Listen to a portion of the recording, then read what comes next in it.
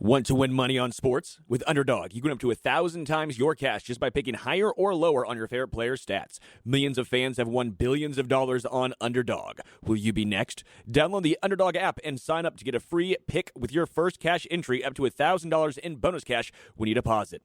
Must be 18 plus, 19 plus in Alabama, Nebraska, 19 plus in Colorado for some games, 21 plus in Massachusetts and Arizona, and present in a state where Underdog Fantasy operates. Terms apply. Void in Colorado. Concerned with your play? Call 1-800-GAMBLER or visit www.ncpgambling.org. Arizona, 1-800-NEXT-STEP, 1-800-639-8783, or text NEXT STEP to 53342. New York, call the 24/7 HOPE line at 1-877-8-HOPE-NY or text HOPE-NY 467-369.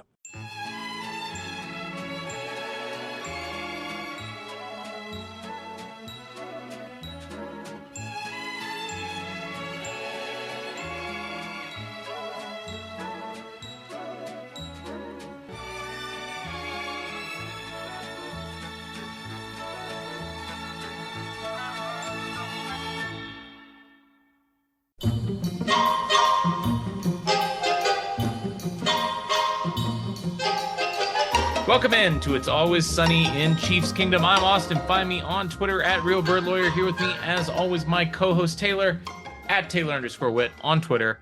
What is going on, my friend? Hello, welcome back from the enemy coast. I'm sure we'll talk all about it, but yeah, it's another day in paradise here in Kansas City. Back from Arrowhead Casino. I called it Arrowhead West on Twitter, and people corrected me that Arrowhead West is actually SoFi in Los Angeles. Yeah. Las Vegas, Allegiant Stadium, that's actually Arrowhead Casino. And then, of course, we've got Arrowhead Rocky Mountains, or whatever we call, Mile High. Pat's House, that's what we like to call it, So it was a good situation. We'll definitely dive into that. Before we get into the show, did want to give everybody a quick update on our listener fantasy leagues, because part of what we enjoy about doing the show is getting to know you guys out here, our listeners.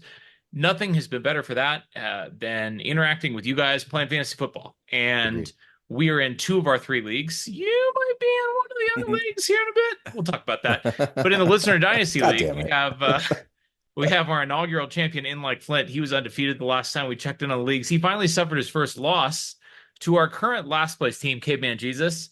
And as I alluded to, after making the finals last year, you decided you want to live a little. You want a little taste of the elimination bracket, because that's the only explanation I can think of for why you would be hanging out in 11th place. I mean, you clearly you like to live dangerously. It's been a tough season for my team. I lost the Super Bowl by under a point or a point and a half or whatever it was, and my guys just haven't recovered.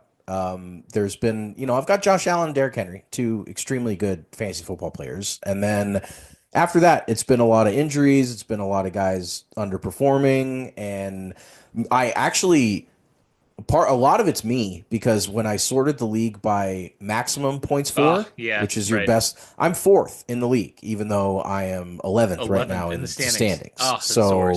So I've really, a lot of my bench guys have gone nuts. Fantasy football is hard. It is hard. And no better example of that than our redraft league. These are the teams that are vying for promotion to our dynasty league. And last time we checked in, we had 4 teams tied for first place, all of which were 4-2. Now we have 4 teams tied for first place. They're all 5-3. So they're not all the same teams. I actually noticed a recurrence of something that we noticed last year, which is sort of like a podcast curse. We had German Chief, who was promoted to the Dynasty League and is now playing in his 2nd season playing fantasy football. He's already graduated to doing Dynasty, which is like advanced fantasy football. After winning promotion from the redraft league last year. And every time I mentioned his name on the podcast, he would go into the toilet. Now, it's not going to happen this time, because I'm not talking about what he's doing currently. I'm talking about what he did last year. I did notice that one of the teams we shouted out last time lost both of its games since I mentioned it on the podcast. So I'm not going to say which team that is, but the manager knows who she is. And we're sorry. It won't happen again. You will never be mentioned on the podcast ever again. It's, it's hard. When the spotlight's not on you, you can kind of, you're comfortable, and then all of a sudden those lights get real bright, and they start talking about you on the pod. It's too bright. Turn them off. Turn them off. Turn the lights off. So there is a giant logjam of 5 teams at 4-4 after those 4 teams are It's 5 and crazy. I've 3. never seen So a league like that before. yeah, there are 9 teams that are either in first or a game out of first, and really should be a compelling finish to that league for sure. Yeah, it'll be a lot of fun. But of course, our crowning jewel is our Cutthroat League. We were just giving Correct. ourselves a pat on the back today about what a brilliantly designed and operated league that is. Of course, that's the league where the lowest scoring team is eliminated every week. We have roster expansion. We just added a second quarterback, some additional bench spots, and we're down to 9 teams in this league. In the last 2 weeks, we have axed 2 of the league's top scoring teams. In fact, the league's top scoring team, Justin Orwell, Zay Flowers, had to pick up literally, if he'd gotten like 5.5 points, he would have been safe. He scored 4.6 on Monday Night Football. He is out. He's donezo. And you and I, we were counting our lucky stars. We were sweating it down to the end of that game against the Buccaneers because Monday Night Football 2 weeks ago, you finished just 2 points ahead of Justin. I was a half point above you, and we were the next 2 on the chopping block. So it's always a thrill in Cutthroat. I tell you, the format, any week your season could end, which is insane. It's like being in an elimination tournament that lasts 16 weeks. Like it's too much pressure, but at the same time, it's perfect and I love it. And there's no better fantasy football league that's ever been conceived ever. you clearly do love it because you had to sweat down to the last snap of Monday Night Football again this week when you were the next in line for elimination and you survived Star-Lord and Malik Neighbors by a hair. I mean, Malik Neighbors like dropped the ball that would have eliminated you. I mean, he was going to go in for the touchdown and you would have been out of the league. Instead, he dropped it. You survived and we're all moving forward. It is nut cutting time in that league. It's going to be a ton of fun. Apologies to the dead teams, but boy, it's just a blast. We're brought to you by Fansided. We got a great show for you guys tonight. We've got news. We've got a recap of the Chiefs' 27-20 win over the Las Vegas Raiders at Arrowhead Casino, and I was able to witness that game in person, so share my experiences there. And then we got a preview. The Chiefs are playing in prime time this week, Monday Night Football. The Tampa Bay Buccaneers are coming to town to play our Kansas City Chiefs. We will talk about that. But first, we'll start it off with the injury news. No injury report. We are recording this on Wednesday, and the Chiefs, of course, are playing on Monday Night Football. So they are not into their usual injury reporting for the week. But Najee Johnson was knocked out of the game on Sunday with a concussion. He obviously is going to need to clear concussion protocol to be able to play this week. That's, we won't know until probably Sunday or Monday whether he's going to be able to play in this game. And of course, Jody Fortson unfortunately moved to injured reserve with a right knee injury. That's all I've seen about it, is that it was a right knee injury. He got hurt on the last meaningful-ish play of the game. The Raiders were going for an onside kick attempt, obviously down 7. They did not get it, and unfortunately, Jody Fortson injured his knee. He will go to injured reserve. Sure looked like a ACL of some kind. I mean, it looked like you bad. said, all we've seen is knee injury, but he couldn't put any weight on it. And it was the hands team, but Mahomes was on the field. I mean, he was on the field to get ready to kneel it down, but he was over there. He was the first guy over there. I mean, I don't know if you could see that on the TV, but literally Patrick Mahomes was the first guy over there. He's kneeling, paying his respects to Jody Fortson and his career, most likely. Yeah, I mean, right, exactly. this kid's Sadly, had just so much injury problems and lots of leg and knee stuff. And, at some point, you just can't keep bouncing back from that and signing a random deal with the Chiefs. And I mean, we'll see how it goes. But feel for Jody. Obviously a big locker room presence and all the guys like him and stuff. But that was rough. Relative to the injuries the Chiefs have suffered the last couple of weeks, it at least is not an injury to a major contributor, which it seems like the sacrificial season-ending injury is just right. the fourth Jody tight Fortson, end instead of a starter. Exactly. Jody Fortson's sacrifice to the football gods for the good of the team and the health of the team. So good health to the rest of the roster for the rest of the season, and prayers up for Jody. We got another trade for the second consecutive week. We were talking about a trade that Brett Veach made to bring a new player to the Kansas City Chiefs. The Chiefs send a 2026, so not next year's draft, but the draft after, a 2026 6th-round pick to New England for pass rusher Joshua Uche.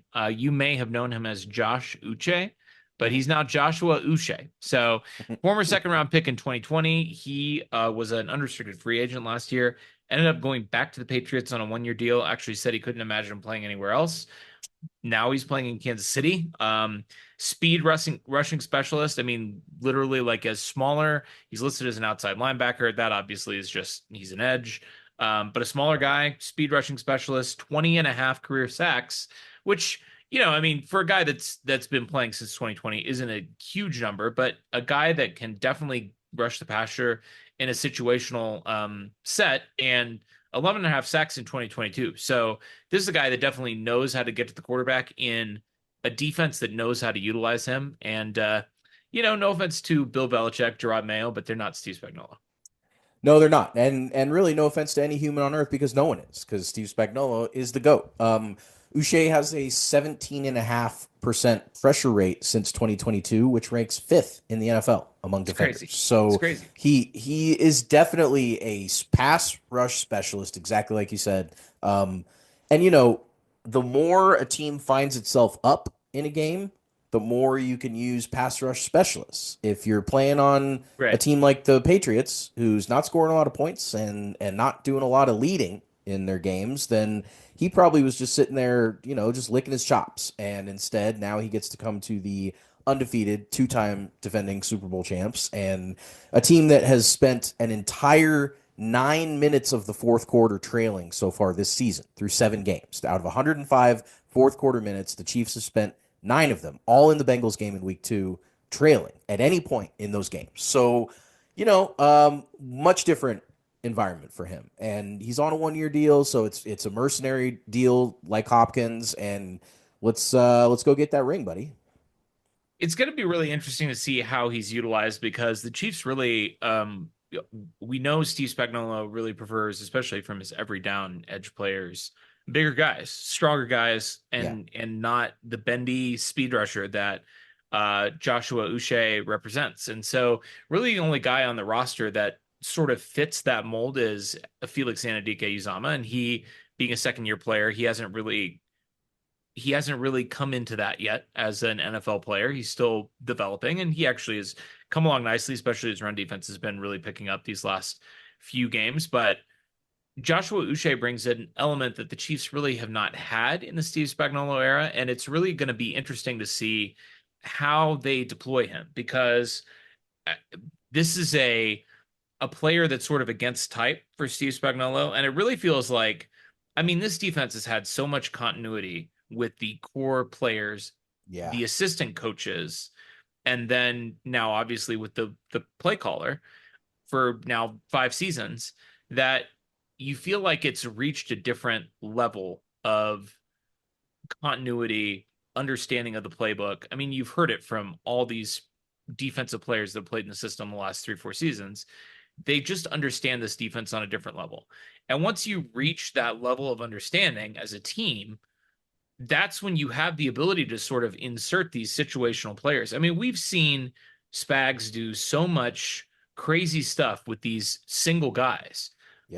Whether it be the way he's deployed Leo Chenal. I mean, you've seen all of the DBs sort of have like their special pass rush part of the playbook, right? Where they're going to do a special blitz. We have, the way he's kicked his edge rushers inside and his inside rushers outside. This is just going to be another toy for him to play with. And like you said, when you're up, that means a lot of obvious passing downs for your opponent. And that's when a guy like Josh Uche really shines. Yeah, it's really the rich getting richer on defense, which, we're very used to the Chiefs. I mean, obviously you and I know that this has been a defensive masterclass by the Chiefs for 2 years now. For 2023 and 2024, they've been unbelievable. But, a lot of times when you think about acquiring help at the trade deadline, it just kind of, football brains tend to go towards skill players on offense. That's just the thing that kind of makes the most sense. Wide receivers have been very popular trades among the NFL, especially this year. 4 AFC contenders, well, the Jets and 3 AFC contenders all acquired a wide receiver in the last couple weeks. And, that mentality makes a lot of sense. But then when you go to the defensive side of the ball, the Chiefs are dominant. The Chiefs are arguably, and maybe not even arguably, the best defense in the NFL. And adding anybody to that roster is going to do nothing but make them better. Really, really excited to see what the best defensive coordinator in the history of the game can do with a new piece. It's going to be fun. Yeah, it's interesting too because really you would think an edge rusher would be easier to incorporate than a wide receiver. I mean, Yeah, go get him, buddy. yeah, he doesn't really have to learn the playbook. I mean, it's like it's third down, here's where you line up, go get the quarterback, Yep. like obviously as he gets some familiarity with the system, I'm sure that they will add some wrinkles in with him, and that'll be fun to see him. Teams will get whatever half a season's worth of tape on him playing in this defense, and then I guarantee you, like the first playoff game, they're going to line him up on third down, and then they're going to have him like drop into coverage or Yes. something like that. And some Yes. quarterback is going to poop his pants because he's like, "Oh, I thought for sure Uche was coming, and now suddenly there's 8 guys in coverage, and I Yep. don't know where to go with the ball." So it's going to be really fun to see what kind of wrinkles the Chiefs come up with there. But yeah, really fun, interesting ad, and it costs the Chiefs almost nothing in terms of draft capital. He is going to be a free agent after the season, and you rarely see this because usually, if you get a compensatory pick back for a player, it's you have to wait a year before you get the compensatory pick. So it's the Mhm. draft after the free agency period. So it would be 2026, but Chiefs are sending away a pick in 2026. They're going to probably get back a sixth round compensatory pick. Hell, if Uche shows out, they might get a higher compensatory pick than that. So really just a no-brainer trade for the Chiefs. And, the Patriots, they've really just ceded their whole mystique, their aura, their history, their souls really to the Kansas City Chiefs. And, I can't think of a better example of that than this trade.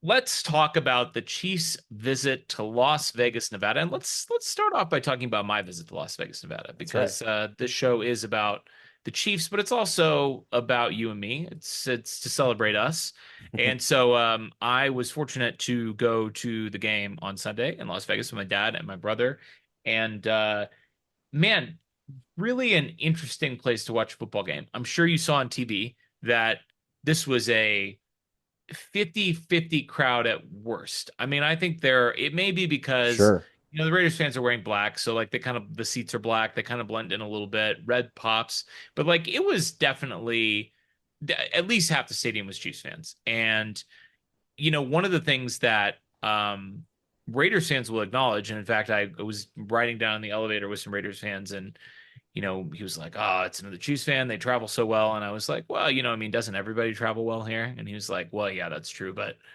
Chiefs fans, Steelers fans." And I was like, wearing my jersey, and I was like, I mean, I would never be caught dead wearing this in Oakland, right? Like nobody would. And he was like, "Well, yeah, you might have been, implying that You I might might have have been, literally been caught might dead. have Yeah. literally been caught dead if I had gone to a game in Oakland." But yeah, a very pro Chiefs crowd, obviously a ton of Chiefs fans there, and just the whole stadium experience was just very bizarre. It's a very nice stadium, but it's a black and white aesthetic. So other than the green field, that's like the only color in the stadium. So that kind of pops. Sort of a little bit strange.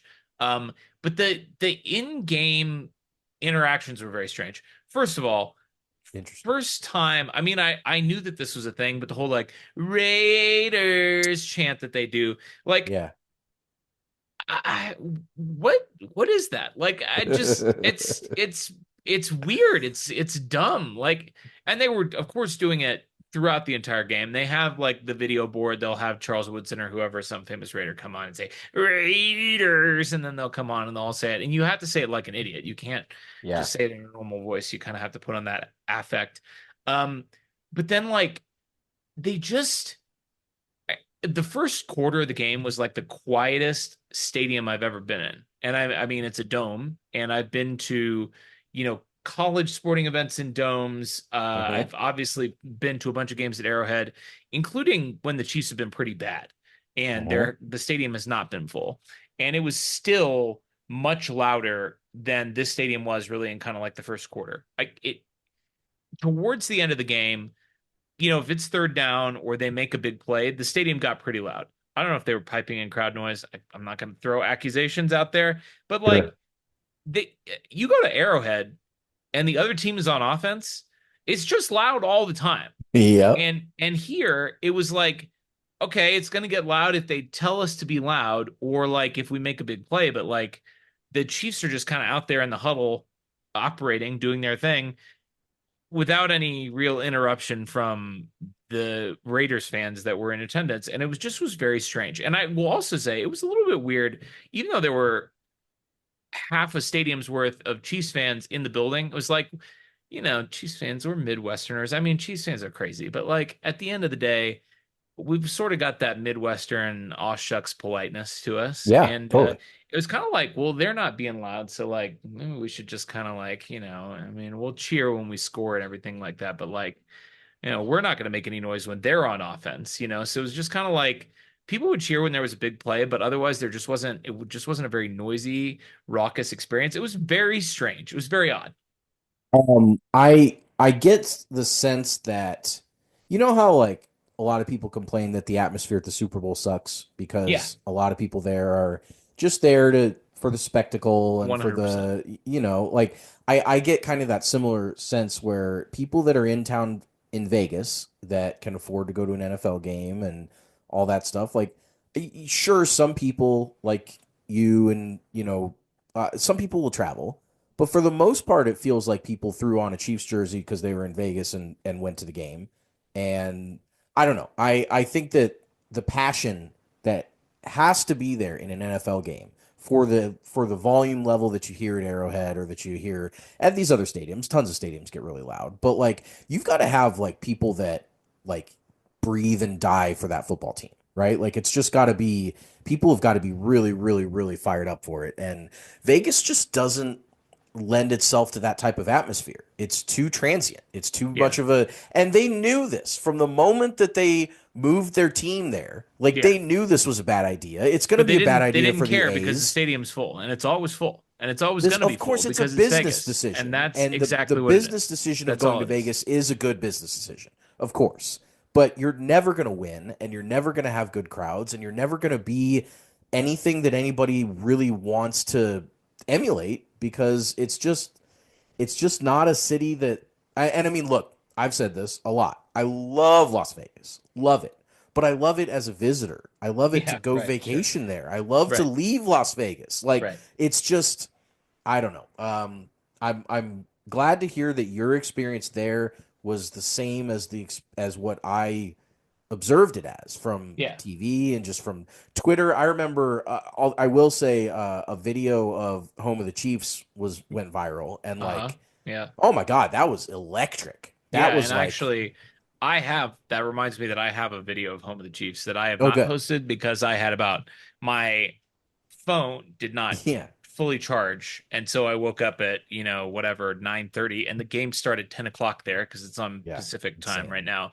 And I was like, well, we got to go down to the sports book and lay some bets and get breakfast before we go over to the game and everything like that. So I was like, well, I guess I'm just not going to be tweeting during the game because I just don't. By the time we got Yeah. over there, I had like 15% battery left. So I do need to post that video. But yeah, I think like I agree with everything you said, except that I do think the Chiefs fans there, it was a good. I mean, these were real Chiefs fans. I think it was a good Good. crowd. I think Good to actually hear. the people slapping on the jersey and going to the game just for the heck of it, they're putting on the Raiders jerseys. Like those are the people Ah, that that's are fair. the Raiders fans there. And there are some diehards there. For those of you who do follow me on Twitter, I posted about an encounter that I had in the elevator going down to the game where I This is was great. just minding my own business, wearing my Mahomes jersey, and in walked a 6'1" man wearing a giant sombrero and then like full on costume, like he was getting ready to suit up on the team, face paint, chains, all that sort of thing. And he said some disparaging things about Chiefs fans, and I didn't reply because he was big and he looked Yeah. scary, and also Raiders fans are crazy. I mean, like Mm-hmm. I don't want to get shanked in an elevator. It was a very awkward experience, but there were people like that at the game. However, unlike Oakland, where like that was the entire crowd, there were like, I don't know, I saw like 25, 30 people throughout the weekend where I was like, oh yeah, this person's a real freak. And Yeah. I Yeah. I don't want to antagonize this person because they probably have killed and will kill again.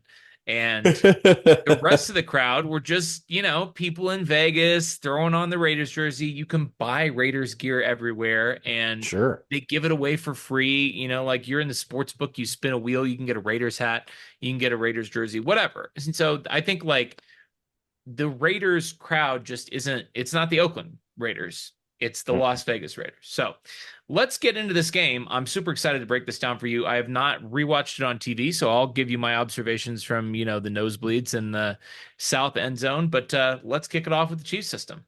Of course. And for anybody that doesn't know, welcome to the podcast for the first time forever. This is the Chiefs system that we do when the Chiefs win games. This is the system they follow. It is create drama, handle adversity, inspire hope, engage physically, finish strong, and of course, as always, separate entirely. We'll start with C, create drama. Some drama was created last Christmas when the Chiefs lost to the Raiders in the last time that we ever saw the Chiefs lose a football game. And some drama was created in training camp when a Raiders fan brought a Kermit the Frog puppet with Mahomes' hair and jersey to training camp, and some Raiders players picked it up and were kind of playing with it, and then one of them recorded it, and it immediately, of course, went viral. You remember Mahomes being asked about it and saying it'll get handled when it gets handled, et cetera, et cetera, et cetera. So, I could start with create drama back when both these franchises first were created because Chiefs Raiders needs no other drama. It's one of the better rivalries in the NFL for sure. But then, of course, this game also had some early drama in the football game. The Chiefs opened. They got the ball first, and they went on a 9-play, 5-minute, 70-yard touchdown drive, which was capped off with a Kareem Hunt 1-yard touchdown run, which is classic Kareem Hunt these days. And I thought the route was on. I thought, okay, it's about to get handled, about to win this game, 70 million to nothing. You thought. But I thought, and I should have known better. The Raiders answered with a 12-play, 8-minute, 70-yard touchdown drive of their own, which did have 2 third-down conversions. Brock Bowers was looking pretty good on that opening drive. Gardner Minshew, who, as we all remember, started the year as the starter, got benched because he was turning the ball over at the highest rate of any quarterback in the NFL. But then Aiden O'Connell got hurt as soon as he came in for Minshew, and so then they kind of had to be like, hey, we know we just benched you last game, but you're back in, Gardner. So he was fine. He was throwing all right early, and then on the second drive for the Chiefs, they punted, and the Raiders were able to get down the field enough with a field goal to make things kind of annoying right off the bat. 10-7 Raiders. What'd you think about the early drama? You kind of talked about the atmosphere already, but how'd you think the Chiefs created drama in this one? Yeah, one thing that you didn't mention from the pregame drama is, Antonio Pierce, after the Christmas victory for his, at the time, his interim team was really crowing about how they had a formula from Mahomes. They have, rules from Mahomes. They're gonna rough him up and whatever. I mean, the guy's been on record more than once saying things that somebody who knew better probably wouldn't have said. But yeah, I think it was fun. And really the first drive, we got to see DeAndre Hopkins for the first time on the first third down of the game. He's coming out on the field for the first time. You could see him. He's got his distinctive locks out there, got the number 8 jersey. And then of course the ball goes to him on third down on the first third down of the game. And he goes up for it, on a ball that Mahomes kind of put high, and he goes up and catches it. And it's like, oh my God, like this is going to work immediately. And easy money.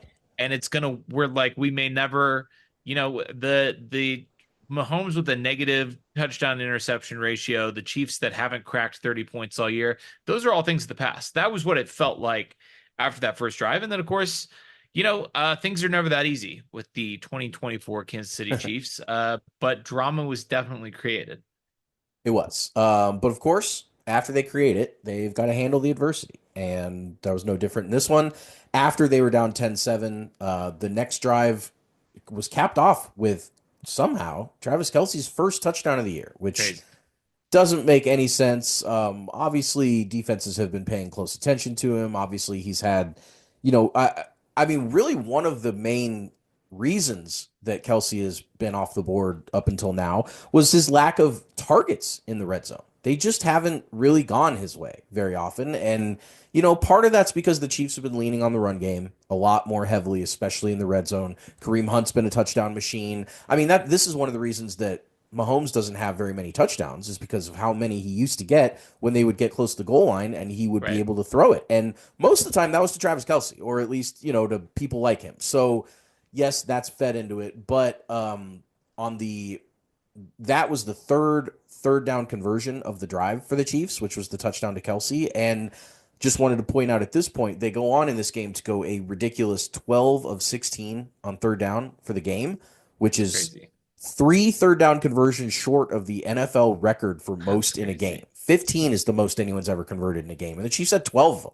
And they would have been 12 of 15, but one of those third down conversions is a kneel down, which is just, it's crazy. So they were great on third down. We'll get into that. The Raiders were 6 of 13 on third down in this one too. So they kind of were just under half, but not nearly good enough. And then after the Chiefs scored the Kelce touchdown, the Raiders go 3-and-out, and the Chiefs march down the field, and they do get a field goal at the halftime gun, basically with a couple seconds left, to take a 17-7 lead into half in a half that had a lot of long drives. This was not really a back and forth. I mean, each team had the ball 3 times, and the Chiefs went touchdown, punt, touchdown, field goal. Oh, yeah, so they had 4 times. And, I mean, that's a pretty good scoring clip. That's definitely not an offense that's struggling, not one that, a lot of people would have said that the Chiefs offense has really been hurting to put up points on the board. But 2 touchdowns and a field goal in 4 first half drives will certainly work. Adversity handled. Yeah, and in that field goal drive, I mean, they did that in 54 seconds. They had 58 seconds left in the half. They used exactly the right amount of time that they needed on that drive. And yeah, I mean, it was a great example of, again, just the Chiefs taking what the defense gives them. DeAndre Hopkins had his second and final catch the game on that drive on a second down, 2nd and 10 at the Las Vegas 40, a nice little 16-yard gain there. So Yeah. another first down for him, 2 times he's thrown the ball and comes up with a first down, huge first down. Travis Kelce pitched the ball to Samaje Perine on this drive, which bears special mention because it was, according to Travis himself on New Heights, again, not a scripted play, just where he, thought Perine could make a play. And he was a little bit, aggressive with the pitch, and Perine obviously couldn't handle it. And then, fortunately, because the ball hit the dirt, I mean, the Raiders went for the ball and not for Perine, and he was able to just swoop back in there while they were going for the ball and then pick up first down. So it Right. all worked out for the Chiefs in the end. But being ahead 17-7 at the half felt great. I mean, 17 points in one half of football, you're on pace for 34. Chiefs haven't scored 34 in forever. Been a Have while. they ever done that with Patrick Mahomes? Probably not. I can't remember that they have. So, yeah, I mean, it really felt like adversity got handled. I mean, it felt like the Chiefs' offense was kind of back. Yeah. And, a 10-point lead at half, that's certainly as good as you can ask for these days in the NFL. So then we've got to inspire some hope. And the Raiders in the third quarter got a punt after the Chiefs' freaking special teams, man, which has been, Oh, my God. it was a mess in this game. And It was a disaster. The Chiefs started off a drive and they tried to run a they tried to run a punt out and they ended up getting a punt, and they got unnecessary roughness on their first return. So they started this drive at the 8-yard line and could only go 1 yard. They punt it back to the Raiders, and when the Raiders get that ball back to midfield, the Chiefs get another penalty on a Raiders return, and that sets them up at the 28-yard line. And the Raiders go on a 10-play, 5-minute and 45-second drive from the 28 that goes 14 yards. I was trying to look up the shortest drive of 10 or more plays in the NFL since 2021, when somehow the Panthers, I just had to look this up, went 10 plays and 8 total yards in 2021, which is almost impossible, but it happened. So the Raiders get stoned at the about halfway through that drive, they kick a field goal, so they cut the Chiefs deficit, and then another terrible return by the special teams, Hmm. plus another penalty, has the Chiefs start out once again on their own 8 yard line for the second drive in a row. So they have just not been. Special teams was not cutting it. They were much less than special on this one. And then after two straight Wanya Morris penalties, two straight holding calls from the 8, you get half the distance to the 4, half the distance to the 2. So it was actually 2 penalties, but only 6 total yards. But it did drop the Chiefs all the way back to the 2. Mahomes gets hit as he throws the ball from the end zone. Arm gets hit. The Raiders were right there to run under the interception and run it back all the way to the 3 yard line of the Chiefs, and they were only down 4. So you figure, worst case scenario here is probably the Raiders cut it to 1, worst case they score a touchdown. Best Right. case for the Chiefs, you would think, is they kick a field goal and cut it to 1. But there's an even better case than the best case, which is the Raiders going 2 yards, 0 yards, -2 yards, and then from the 3 yard line on 4th and goal at the 3.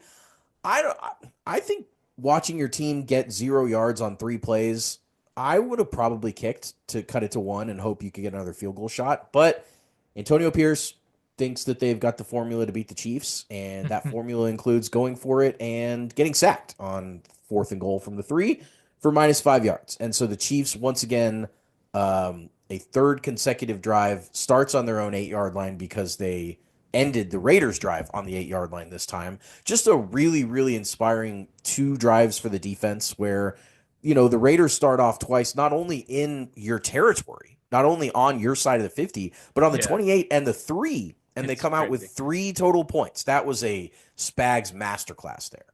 I will say, so first, the penalties. Ugh. I heard at points in the first half, because we were in a section with a lot of Raiders season ticket holders. I imagine, I mean, that's a very expensive stadium. So, these are probably the true Raiders fans up here, season tickets in the nosebleeds. Yeah, sure. Um, and I heard literally at least 2 people in my section say, like, oh, the refs are in your pocket, whatever. So, of course, while this whole exchange was going on, where it was 3 consecutive flags on the return and then holding, I was like, God, geez, imagine how bad this would be if we weren't paying the refs. This is crazy, That's just good. like good thing the refs favor us because otherwise, like we Yeah. may get another flag here. Anyway, infuriating. Obviously, and frankly, I mean, sure, some of those calls were legit, but some of them were pretty soft. Yep. Some home cooking going on there for the Raiders for sure. But yeah, I mean, every time the Raiders ran the ball in this game, it was a gift to the Chiefs.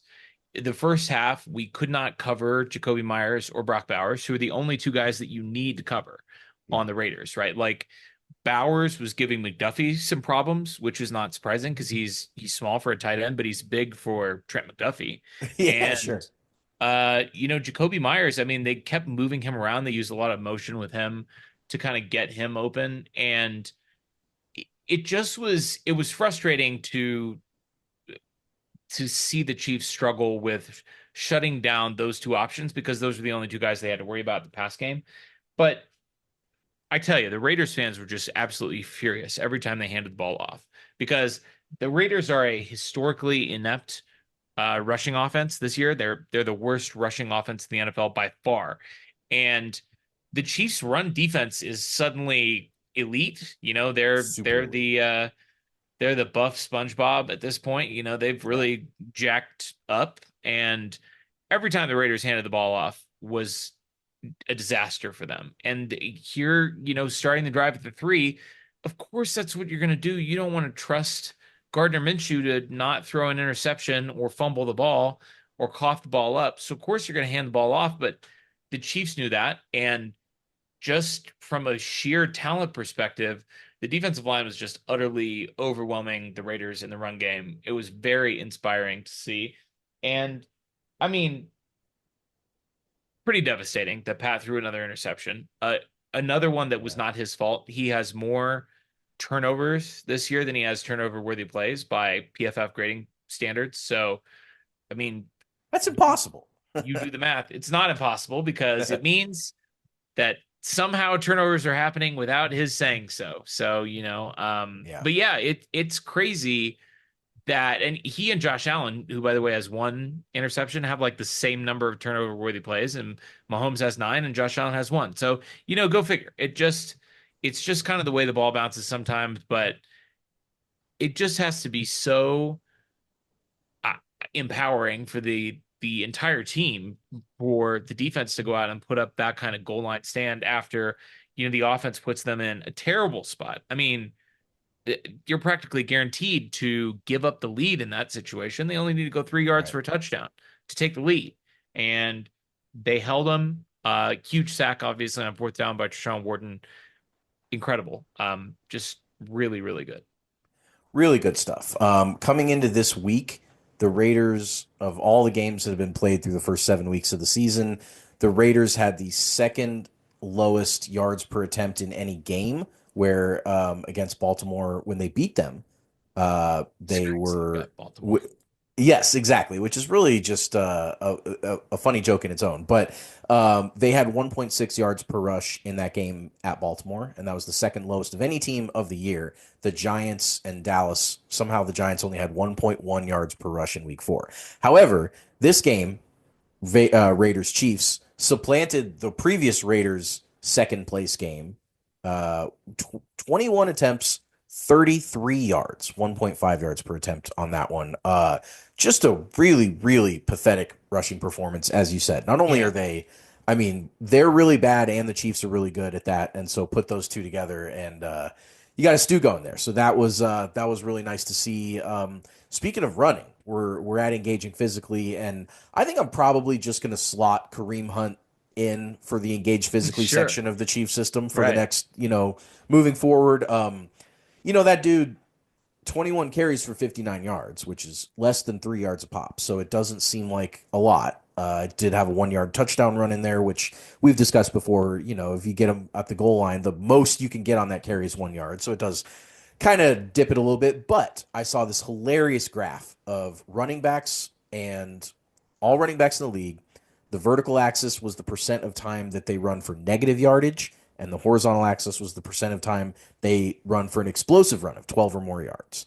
So Kareem was literally the top left dot on the Yeah. map, and no Incredible. one else was even close to him. And that means that he never runs for negative yardage. It was basically, I think it was either 0 or 1%. And he also never runs for explosive yardage. He was dead last in both categories by like a landslide. And that just that cracks me up. He's a different back now than he was the last time he was in a Chiefs uniform, but he's just as physical as ever. He just, he is a lot more between the tackles. He trusts the scheme, and he just goes forward. They hand the ball off, and he follows usually Creed Humphrey, Trey Smith, and Joe Tooney. And the fact that he never goes backwards is such a boon for the Chiefs offense, the way that they want to operate, especially without receivers. And I mean, they're all about efficiency these days. They're all about converting third downs and chewing up the Moving the clock chains. and things and moving the chains. Things that it's not a explosive greatest show on turf type of offense. But what the Chiefs don't do on offense is go backwards. They just have a really good knack of grinding out yards. And he embodies that more than anybody else on the team. He just is always physical. He's always moving forward, falling forward, grinding forward. I mean, the touchdown run was another example of one where, he doesn't just walk into the end zone ever. Every time he scores, he fights for every inch of that run. And this was no exception. Just want to call out him and his explosive, or his lack of explosive running play, but his absolute physical dominance on the ground. Yeah, and I mean the way that he sort of embodies the current Chiefs offense, and I described it yesterday. Ben Baldwin tweeted out the chart of the offensive series results, the number of times, Yeah. the percentage of the time you're turning the ball into a first down. I called it swagless but effective. So I mean, like the Chiefs are converting new first downs on 67% of their drives, and Mhm. 9%, offensive series, we're getting a touchdown. It's a good offense. It's the 4th offense in the NFL in terms of earning new downs on a series. it just doesn't have any explosive plays. Kareem is like, I was thinking of the way, the sort of a way to analogize what he brings to the offense. And he really is like, I'll use a baseball term. The World Series is going on. He's like basically the perfect leadoff hitter, right? Like you want your leadoff hitter to get on base. That's the most Sure, important thing. You want all your hitters to get on base. But the sure. most important thing for your leadoff hitter to do is get on base. You want him to set the table. You want him to get in position so that you can score runs. And the way that you do that is by getting on base. He's basically like a guy that walks and hits singles a huge percentage of the time, and he's never going to hit a double or a triple or a home run, and he's not even going to steal bases. But like Uh-huh. he is going to get on base. He's got like a 550 on base percentage or whatever. Like Yeah. that's the greatest He's leadoff not hitter going of to all strike time. out. He's He's not not going to going to ground strike into a out. double He's going to put the play. ball. He's going to put the ball in play, and he's going to get on base like nobody else in the league. And that's kind of like that's the way that this Chiefs wants to operate. You want to stay ahead of the chains. You want to stay Yeah. ahead of schedule. You want to get 5 yards on first down. You want to get 3 yards on second down. You want to be able to convert. And they're also like, I mean, I haven't looked up the numbers. So this is a little bit anecdotal, but the Chiefs feel like an incredible short yardage team suddenly. They've been bad at that for Yeah. years. And Yeah. now suddenly with the interior of the offensive line hasn't changed. It's been the same three guys, but they just feels like they're playing on a new level. The way that their chemistry is working in the run game just feels like it's operating on a different level. And then you bring in Kareem Hunt and Carson Steele, and you have a willingness to just bang between the tackles and bang between the guards and just run the ball up the middle. It feels like they're the best short yardage offense that we've seen at the Patrick Mahomes era.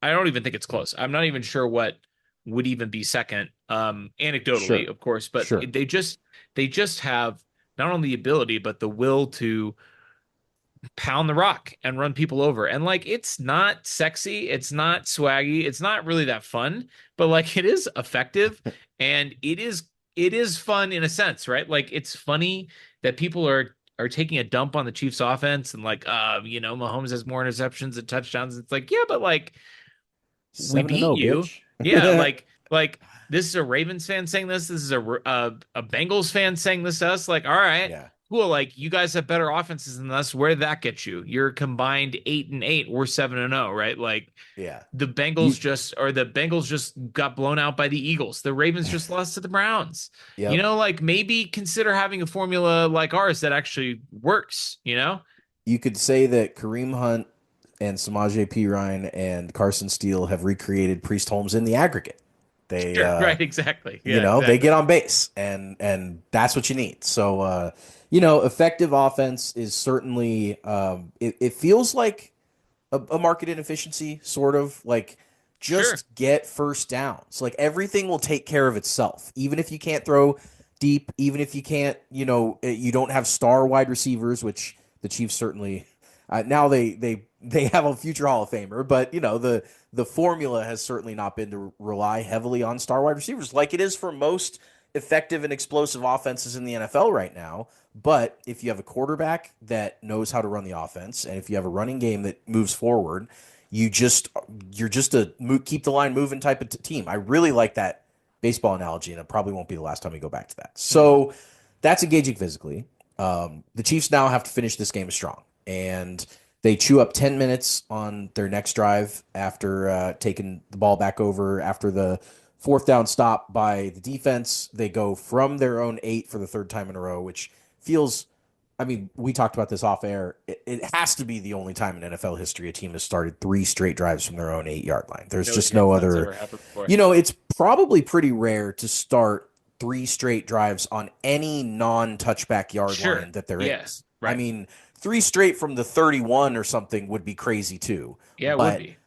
the fact that they're all in your own territory and deeper than a touchback, which means that you have to have lost yardage on kick returns, which the Chiefs did, or Right. Or take the ball or over, whatever the or case may be. or the It's other team pins you deep, or you have a turnover, but they don't score. I mean, like, right, yeah, right, because you have to take it back over. So it's just a while. But They go all the way from their own 8 down to the Vegas 5. The drive does stall there, but they kick an important field goal to go back up 7, and then to finish strong on the second play of the ensuing Raiders drive, where the Raiders needed 7. They needed to go right down the field and tie this game up. Instead, Big Mike Pennell comes up with a strip sack of Gardner Minshew.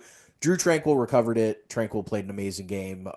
The defense really just went, 3 drives in a row there, because you had the field goal drive when they start over at the 28, the fourth down stop when they take over at the 3, and then 2 plays into the drive that could have tied the game up in the fourth quarter, and instead it's a strip sack and it's another turnover. And I just finishing strong is it's in the DNA of this team. More Yeah. than Yeah. really any other single quality. The fact that when this game gets late, this team just always has an answer. Nick Wright's been touting fourth quarter quarterback numbers by all the quarterbacks in the league, and how, yeah, Mahomes is struggling for the regular, for the first 3 quarters, but in the fourth quarter, he doesn't have a turnover. He has 111 quarterback rating in the fourth Right. quarter. And, he gets every job done that they ask him to. I mean, they've won every game. Really, the one time that this offense in the fourth quarter didn't do exactly what was asked of it was the Atlanta game, where they took over deep in their own Yeah. territory and went 3 and out, and they had to rely on the defense to stop Atlanta. But like, that's once in 7 games. I mean, that's, this team is consistently getting the job done in the fourth quarter in crunch time. They're so used to it. They're born in fire. I mean, the way that this team responds when games are close late is like nothing else I've ever seen. Yeah. And I mean, you talk about finishing strong. We talked about this a little bit off air, but the fact that this was the Raiders, I think gave me a level of ease that I don't often feel when I'm watching the 2024 Chiefs. Like, this Yes. was a close game. We'll talk about separate entirely, but this was a close game into the fourth quarter, and I just never really had any deep anxiety that the Chiefs were going to lose this game. They, with the exception of what happened on Christmas last year, the last time the Chiefs lost a game, like, this is just a team that the Chiefs have completely owned and should completely own, because they always have a better quarterback. They always have a better coach. They've Mhm. always owned this matchup for as long as the Raiders have shared a division with Patrick Mahomes and Andy Reid, for that matter, because, I mean, let's face it, it really goes back to Andy and Alex coming over in 2013 Correct. that the Chiefs have dominated this matchup. Uh, I will say I felt a little bit of unease in the fourth quarter, only because obviously the defense was put in a precarious position. We already talked about that under the last letter, but I didn't.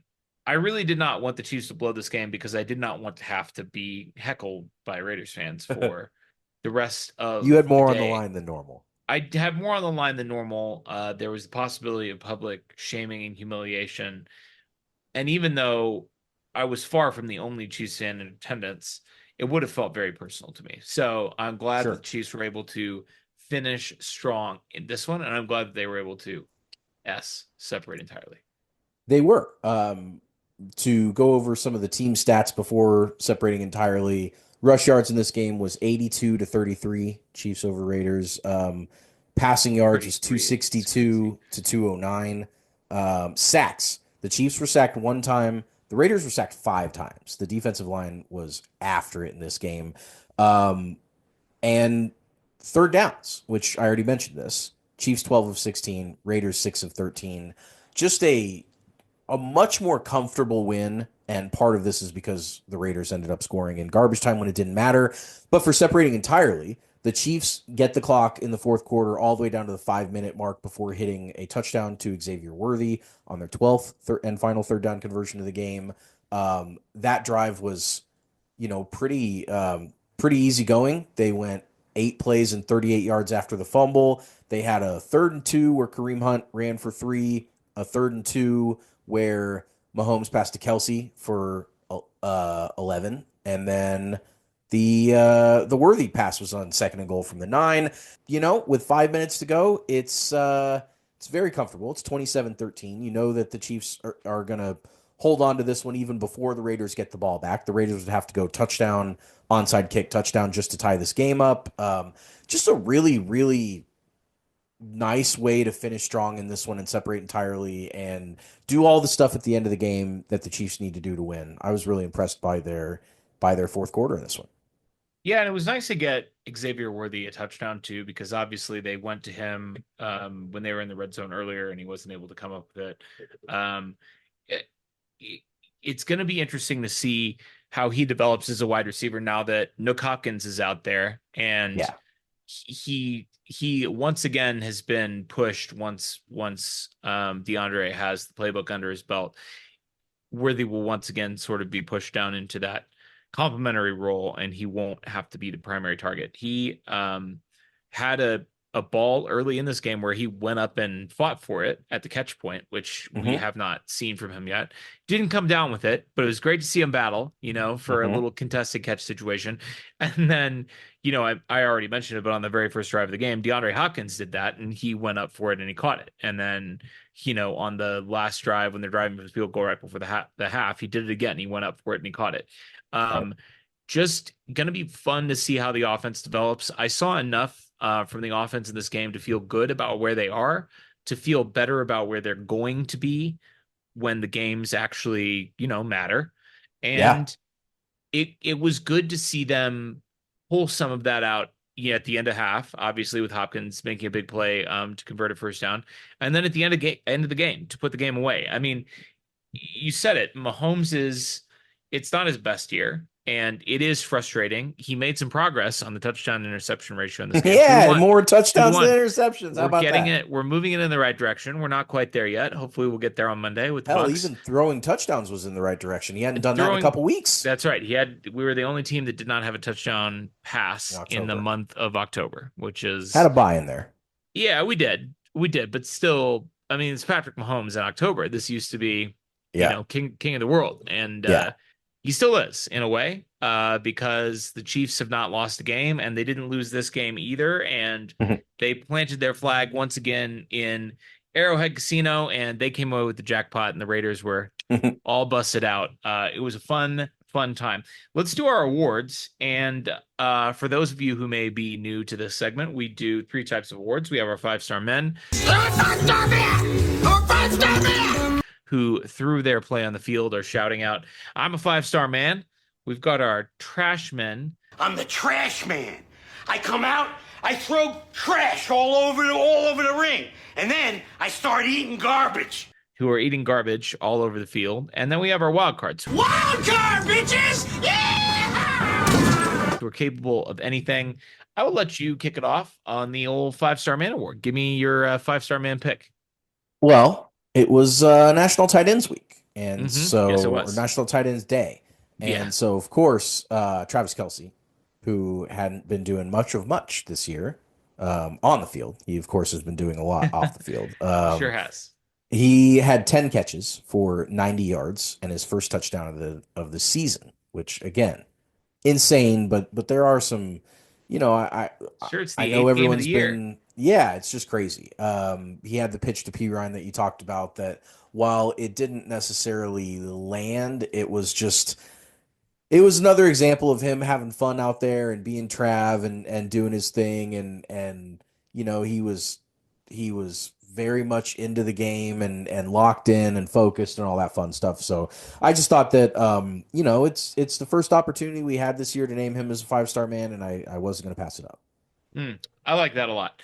I went with a group of men last week, the defensive backs, and I'm going to go with a group of men this week as well. It's the defensive line this week. Nice. 5-star men. Yeah, 5-star men for me. 5 sacks in this game. You mentioned it. 2 of those came from the linebackers. Chenal had 1 and Tranquil had 1. But, I mean, the defensive line overwhelmed the Raiders in this game. As previously mentioned, they completely shut down the run game. Derek Nottie, Turk Wharton, Chris Jones had a big play in the run game in this one. He doesn't always show up for run defense, but he did in this one. And it's crazy to think that after dominating this game against a decent Raiders offensive line, Gardner Minshew is not the greatest quarterback, and sure, the skill players aren't amazing. So it's not like they're doing a ton of work for him getting open and giving him some easy plays, but this is a decent Raiders offensive line. Chiefs completely dominated them on that side of the ball. Turk Wharton coming up with a huge fourth down sack on the goal line stand.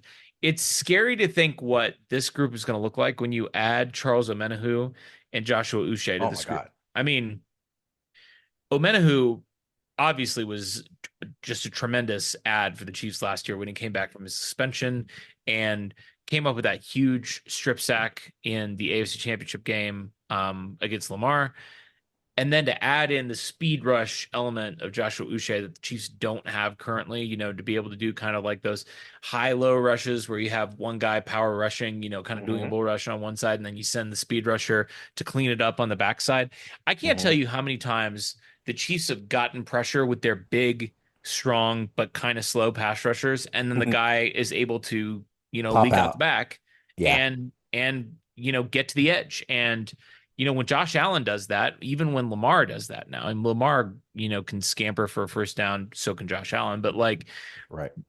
for them to be able to get out and throw the ball, I don't know that they're going to be able to do that with Uche back there. I mean, just being able to clean up some of those plays in the back, just having the speed to be able to pursue. So it was scary to think that as good as the 5-star men, the defensive line were in this game, that this defensive line could be even quite a bit better when they add those two guys back in. Sure. And what's awesome about defense, I think more so than offense, although this clearly applies to the offense too, is that it's such a feedback loop. It's such an additive process where if you have one successful pass rusher, but just one, even if he's getting home a lot, even if he can cut right through an offensive line, if he's the only guy that's doing it, then like you're saying, quarterback can kind of move out of the way and no one else is really around. And then, coverage works the same way where if you get a really good pass rush, but the wide receivers are open, then you get to the quarterback, he hits the pass, everything, still works for the offense. But if you start to add some winners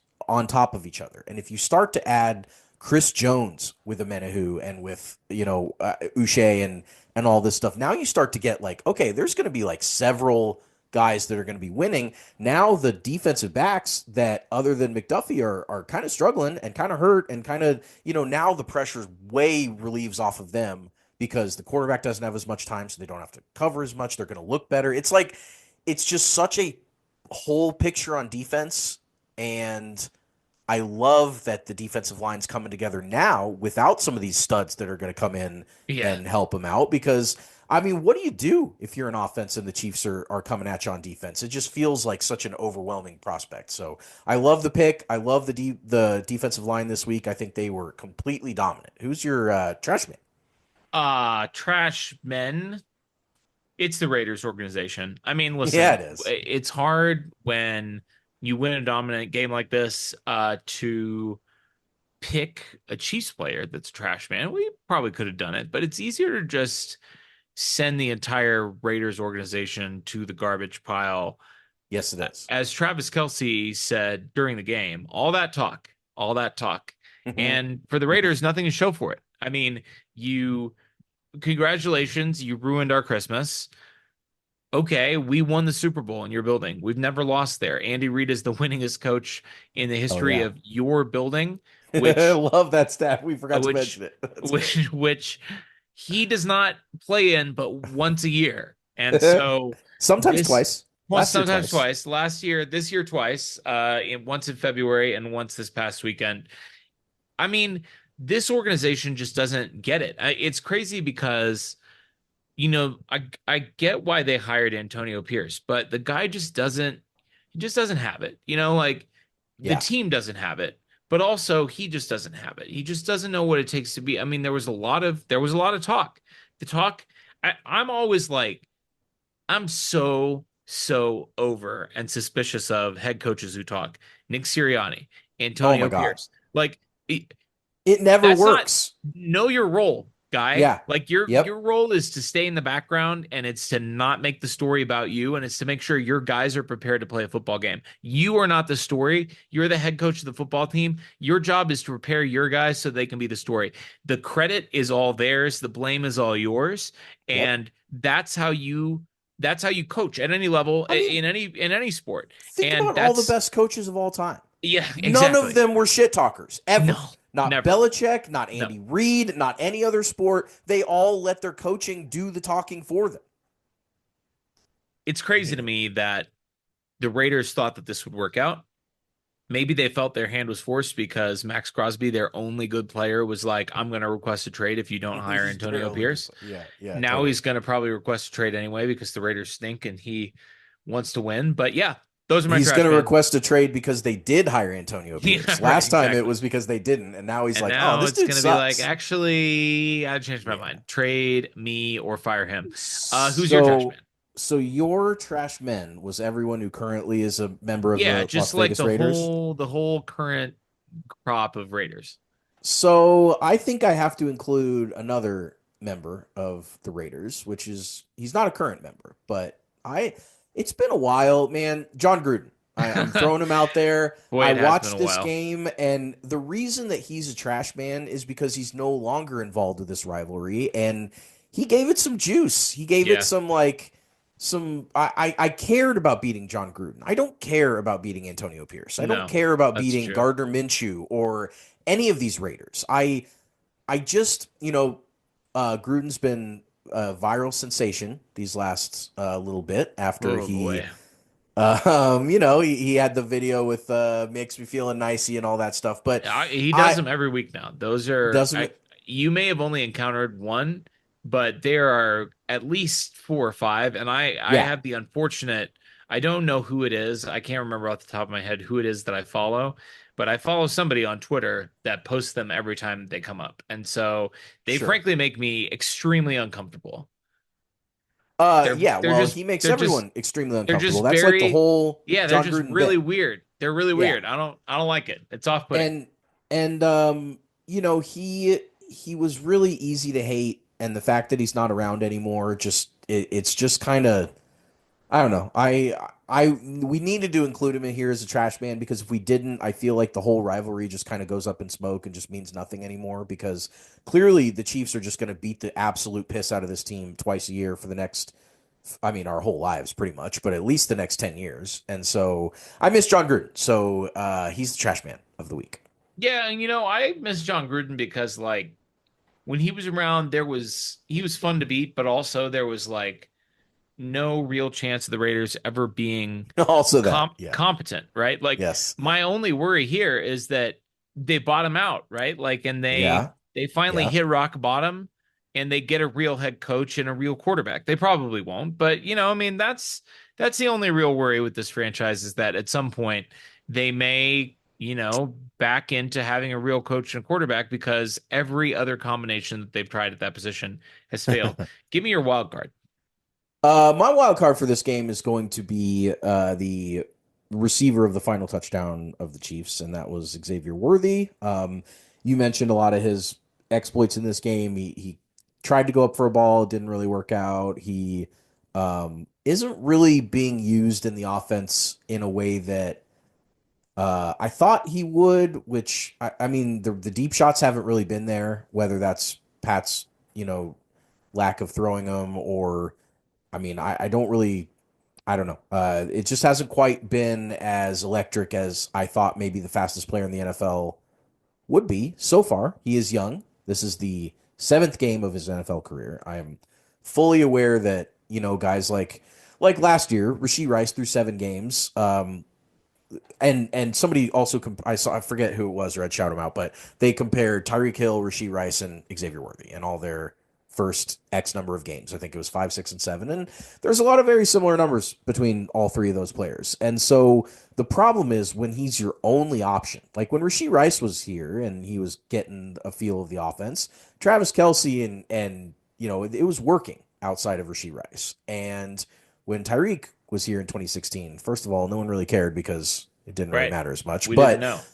But it was he was able to kind of learn without the burden of being the guy. And then as soon as Hollywood and Rice got hurt this year, all the microscopes started pointing to Xavier Worthy, 1st-round draft pick, fastest player in the combine, no other receivers in the offense. Like you kind of need it to work with him, and it hasn't really. But at the same time, he's very fun. He caught a touchdown. He's very fast. It will work. It's kind of it's not, he wasn't bad in this game.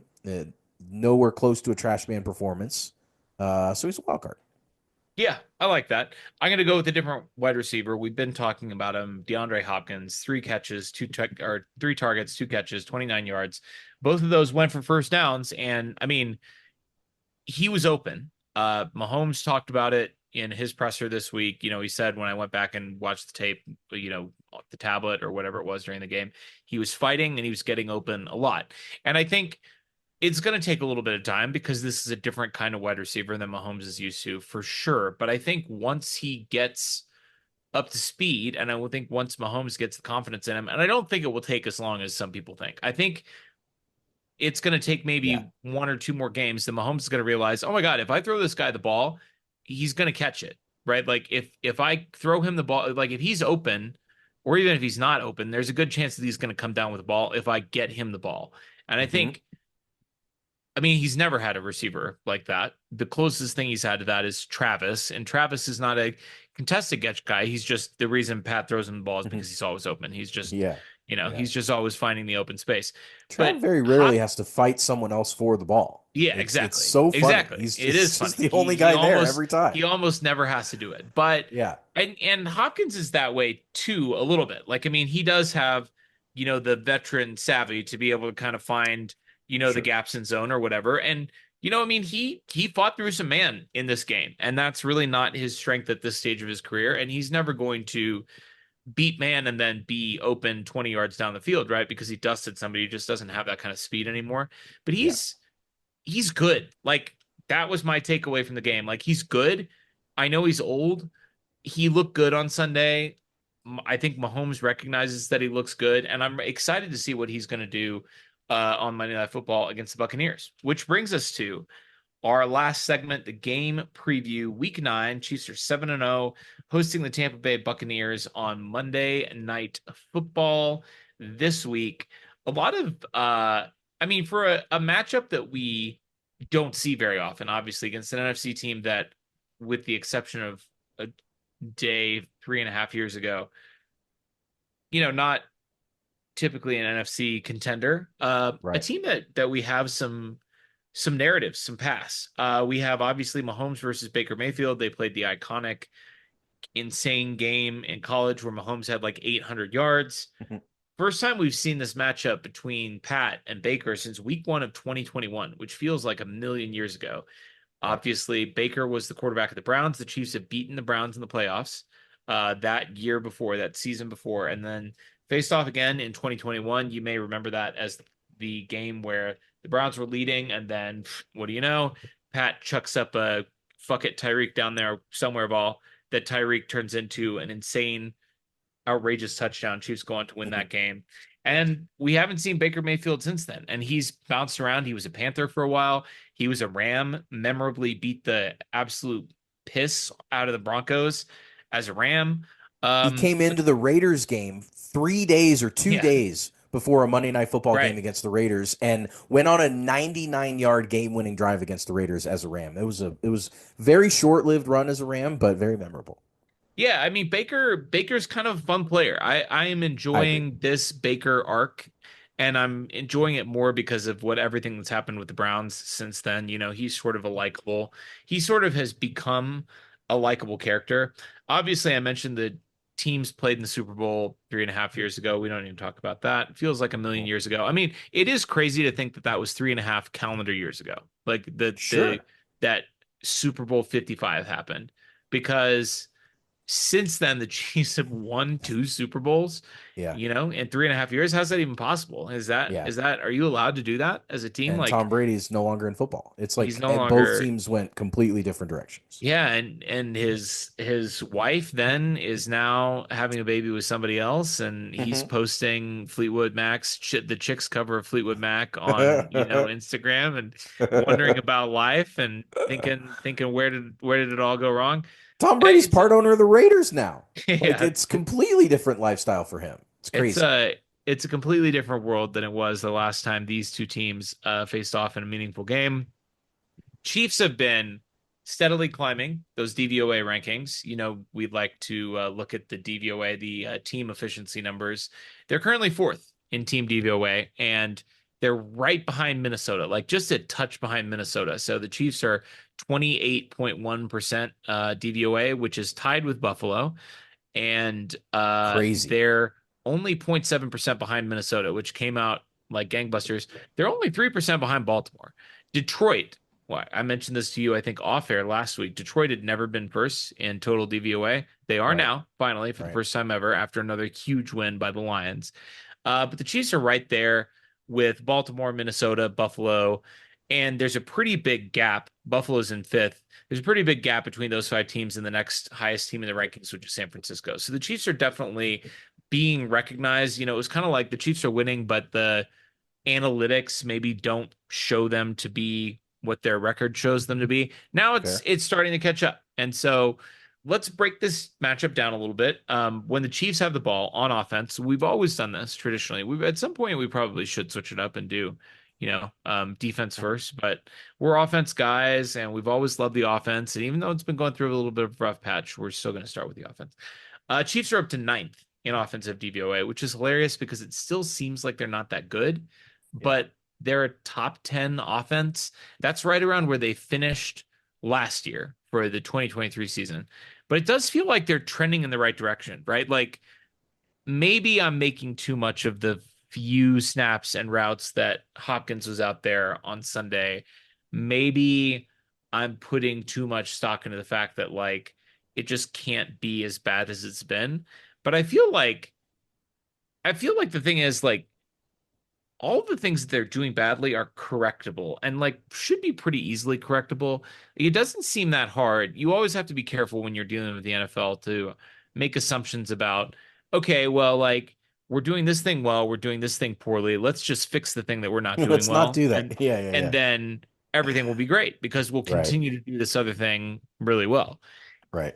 It feels like the Chiefs can do that though. Like it feels like what they're doing on offense, what they're doing well on offense is totally sustainable. And there's no reason why they're going to go away from that. They have the, station to station, keep the line moving. Shout out to our Royals fans out there. Style of offense where you're just going to hit single after single after single and score some runs and then win with defense, right? We're basically the 2014, 2015 Royals. That's right. Hey, the formula worked for them and it's working right now for the Chiefs. I mean, I do think that the point you made about adjustments in football is really good and interesting. And it's one thing to conceptually understand what it is that your team struggles with. Like, I think a lot of people can watch football and be like, oh my God, we can't stop the run, or we can't, whatever. We break down the team however you want.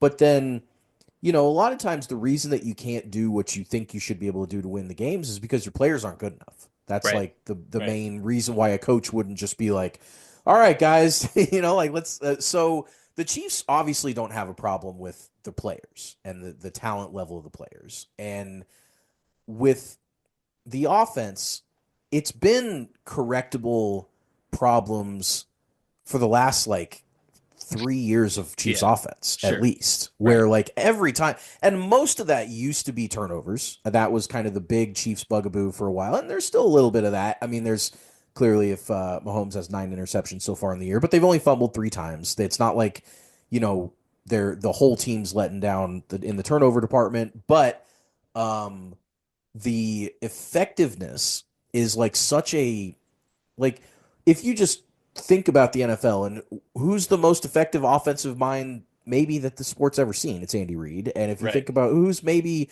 the most effective offensive quarterback there's ever been, it's probably Patrick Mahomes. And so if you have the best offensive coach and the best offensive quarterback, then you're probably going to have a pretty high floor. And even with all the dearth of injuries and all the things that have gone on with this offense, we are seeing their high floor. It's 4th, 5th, whatever in the NFL, where, I mean, it's 9th right now, but I think most people would comfortably put the Chiefs as just a top 5 offense right now based on those two, minds of Reid and Mahomes. So yeah, all that is to say that although they're 9th in DVOA, I don't think any of us right now are worried about the Chiefs offense that much. No, I'd say this week, I'm probably more excited to watch the offense than I've been since Rasheed got hurt. I'm really interested to see. They have a long week this week. They're playing on Monday nights. They have an extra Right. day.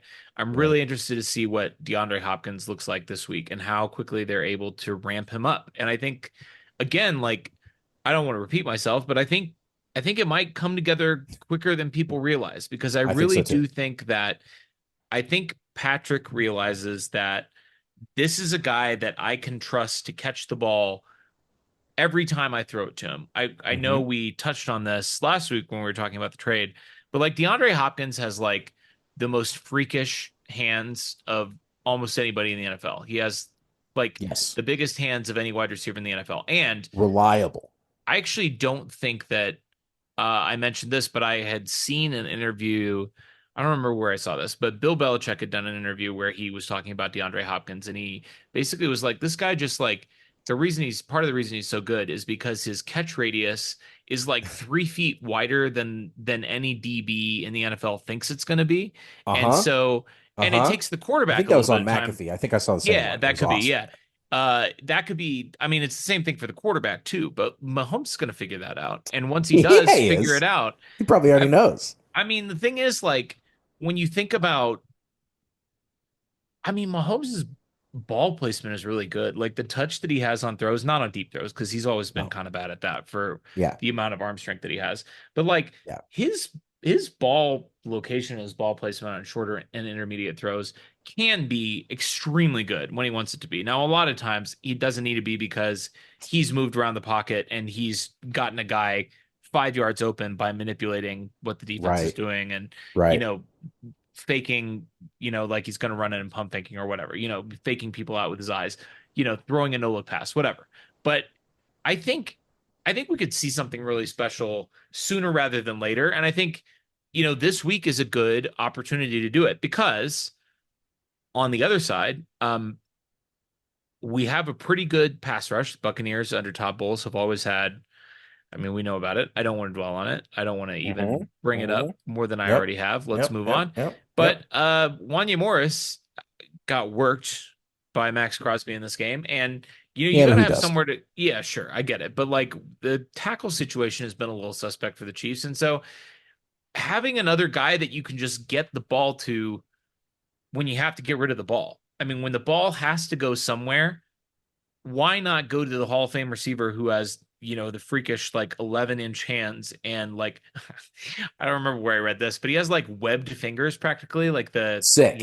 I the love that. webbing the webbing between his fingers goes up like Way two and a high. half inches longer than a normal person's or something like that. So he Yeah, literally cool. has like almost like webbed hands.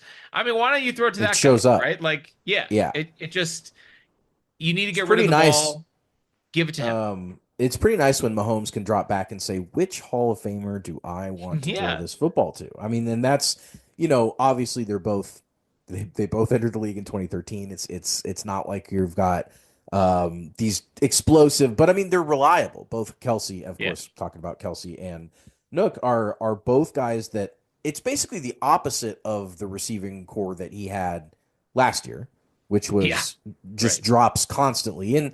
And I think we've seen a little bit of PTSD from Mahomes for not trusting Definitely, receivers. 100%.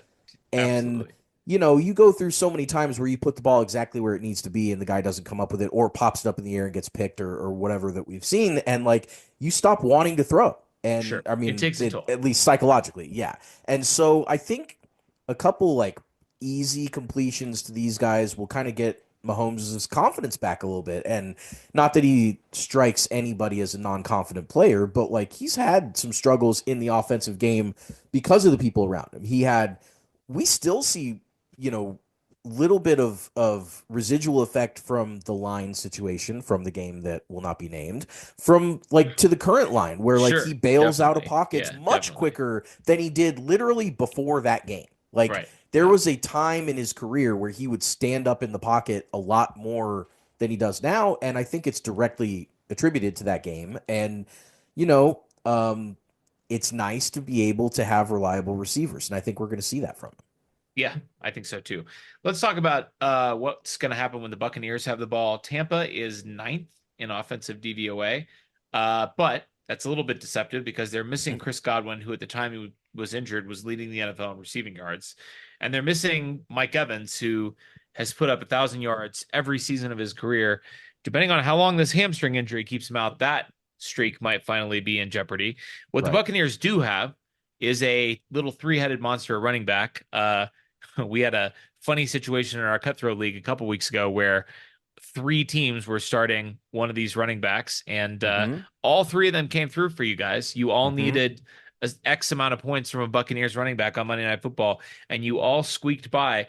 But all 3 of those guys can play. Rashad White, who was the starter all of last year, is definitely the least talented of the 3, which is crazy because he Correct. was, they invested some draft capital in him, and he was the incumbent. But if you look at that same chart that you were referencing earlier with Kareem Hunt, I mean, Bucky Irving and their other running back, Sean Tucker. Yeah, Sean Tucker. Both of those guys have been just way more explosive than Rashad White has been. So it's going to be interesting to see how the Chiefs approach this game plan wise, knowing that you have to stop the run. And they've been able to do that even when, their season numbers didn't look that good. Like they can always stop the run if they game plan to stop the run. Derrick Henry, the Titans game, that's probably the best example of this. AFC Championship game. Chiefs did not have a good run defense this year, and they held him to 69 yards. And this year, they've erased RB1s, and the run defense overall has been incredible, like by far the best in the Spags era. But now you've got 3 different guys that you need to kind of guard against, 3 different styles of runner. But on the other hand, you don't have a lot of weapons in the pass game that you have to be concerned about. It's going to be interesting to see what the Chiefs do here. Yeah.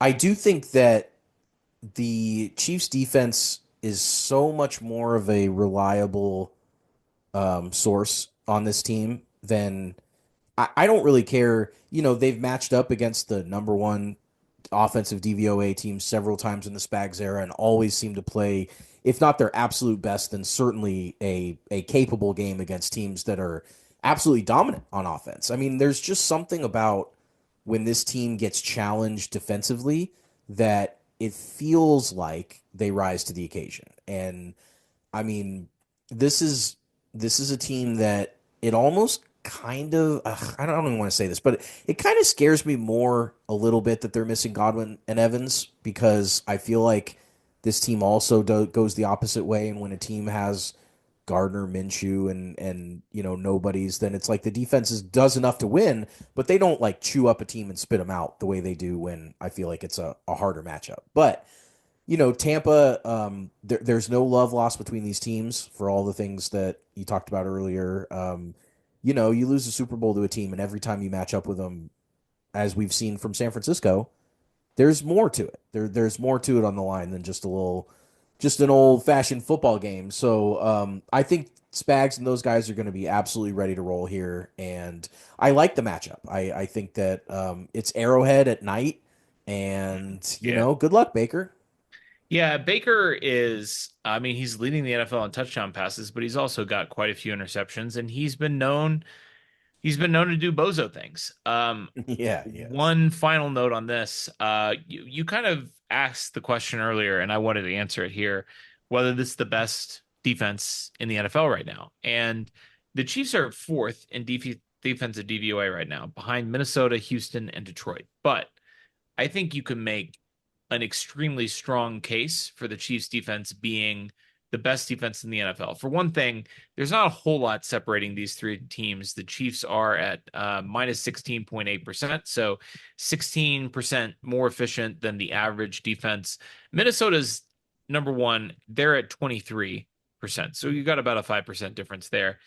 But if you look at non-DVOA numbers, in DVOA, the opponent adjustments and the sort of recency adjustments, where it's going to weight more recent games more heavily, they sort of kick in with more force once we get kind of into the middle of the season, like we are now. Sure, Minnesota's had some good performances. They beat the hell out of the Texans in week 3, 34-7. And, that was at the time, DVOA is thinking, wow, this Texans team was one of the best offenses in the league last year. CJ Sure. Stroud, all these guys. The Texans offense this year is 20th, right? Like we now know that the version of the Texans that we've seen in 2024, that's not a very good offense. And that performance doesn't impress me nearly as much as it did. Plus, this Vikings defense, after, coming out and Brian Flores doing all the crazy things that he does, sure, it worked for the first 5 weeks like gangbusters, but back-to-back weeks, they've allowed 30 plus points. The Chiefs haven't done that in 2 years. They Yeah, haven't that's allowed right. 30 points in a game since the Yeah. Super Bowl against the Yeah. Eagles. Right. So that's all good. Detroit is in third. Detroit was great when they had Aiden Hutchinson, who was leading the league in pressures and is actually still, I think, like maybe one off the league lead, even though it's been now 2 weeks since he was Broke hurt. his And, leg. he's out for the year. Maybe he'll be back for the Super Bowl. So that defense was great when they had him. I don't know that it's great now that they don't have him. And, Sure. Detroit's Houston, game script also, their offense yeah, is so sure. good. I mean, they're putting up Like 50 points in a game, right? I mean, yeah, how much is that defense really? Yeah, I mean, obviously they have a good defense, but I do think that played a lot into their ranking. Yeah. yeah. And I think, once teams, once they get some tape on what this defense looks like without Aiden Hutchinson, where you have to scheme pressure because they don't have any other guys that can really pressure the quarterback one on one. He was the only guy that was winning for them, in that way. I Yeah. think once teams get a little bit more tape on how to attack that, we'll see Detroit's defense drop off a little bit. And, Houston, I was a little bit surprised, to be frank with you, that Houston is the second best defense in the NFL. I think I mentioned this last week, and it surprised me then, and it surprises me now because, Yeah. yes, D'Amico Ryans is great. And yes, they're a really strong defensive team. They're actually 15th in points allowed per game, which I know is a very crude metric, right? Like we prefer Yeah, DVOA right. because it's Right. more contextualized. But like that team gave up a 34 burger to the Vikings in week 3. And they beat the Bills, which DVOA always loves the Bills, right? Like they held the Bills to 20 points. They beat the Right. Bills 23-20. They've held down the Colts a couple of times. They barely lost to the Packers. But I mean, there's a 34-point blip on there against Sam Darnold and the Vikings. Yeah, they gave up 24 to the Packers and lost that game, and he probably should have lost that game worse than they did if the Packers hadn't had so many turnovers on offense and kept putting the ball in harm's way. I No just don't kidding. know. I mean, they gave up 27 points to Anthony Richardson in week 1, who just got benched for Joe Flacco. I mean, like, Yeah. I don't know. I get that the numbers are favorable, but I really think that this Houston defense, it just isn't as consistent. I mean, again, consistency is the name of the game. Like, are the Chiefs going to go out and pitch a shutout, even against a bad team? Probably not, because that's not the kind of team the Chiefs are on either side of the ball.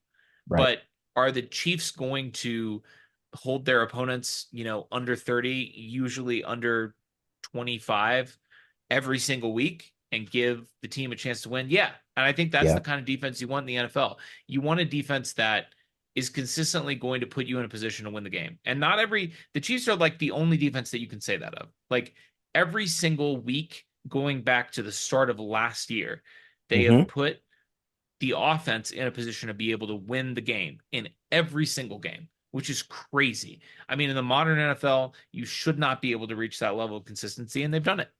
They have. And I do think that a lot of the, maybe they are statistically the fourth best or whatever through 7 games of this year, but we all have a bigger context than just the 7 games of this year of seeing these players play and the coaches coach and all that stuff. And this team is on a heater on defense, just an absolute masterclass, but the Chiefs, that is. And Houston, they've been good this year, but like it's not like we're looking now. 2 of their best players are extremely young with Will Anderson and Derek Stingley. And those are guys that are obviously going to grow into their roles. But I mean, Sure. that's like someone saying, well, like Trent McDuffie's good, but he's really young. Like, at a certain point, if you're a good football player, you're a good football player. And those guys Right. are certainly good. But the Texans just don't have the body of work to me that that scares me. that it's like, Right. oh my God, how are we going to score points on the Texans? It's like, no, they've been performing well, and that's great and a credit to them. But 2 games against Bozo Anthony Richardson, Sure. who, despite his awesome talents, he's a rookie quarterback. I mean, they've two of their that's a huge sample size when you're talking about week 8 performances. If half of them are against, or a quarter of them are against, a rookie quarterback essentially that doesn't really know how to play NFL football yet. So yes, I think that I have some respect. They picked up Daniil Hunter, they picked up Jimmy Ward. They did bring in some veteran presence from a couple other teams on there. Aziz Al-Shair from Tennessee, but at the end of the day, I still think that if it's a game on the line drive, and you're asking me, would you rather have the 4th ranked Chiefs defense out on the field or the 2nd ranked Houston Texans out on the field? I think everybody in the whole league would say, well, yeah, put Spags and the Chiefs out there, and Chris Jones, the future Hall of Famer, and all the, there's just more known dominant quantities on Kansas City than there is on Houston. Yeah, and let's not forget that, D'Amico was the defense coordinator for the 49ers in 2021 and 2022, and those were the 2 years that the Chiefs did not beat them in the Super Bowl because they didn't make it to the Super Bowl. They lost to the Rams 2017 in 2021, and then they got blown out by the Eagles 31-7, the year the Chiefs won the Kelsey Bowl.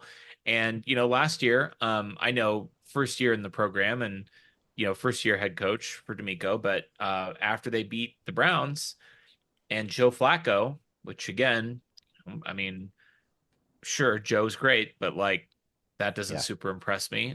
They got blown out by the Ravens, and they pitched a real tight game in the first half, and then the Ravens just absolutely ran away with them in the second half. So, to answer your earlier question, rhetorical, I know, but this is the best defensive football. The Chiefs should have the advantage of this game on both sides of the ball. Looking forward to hopefully a Chiefs victory on Monday night to move to 8-0. We'll see you guys next time. It's always sunny in Chiefs Kingdom.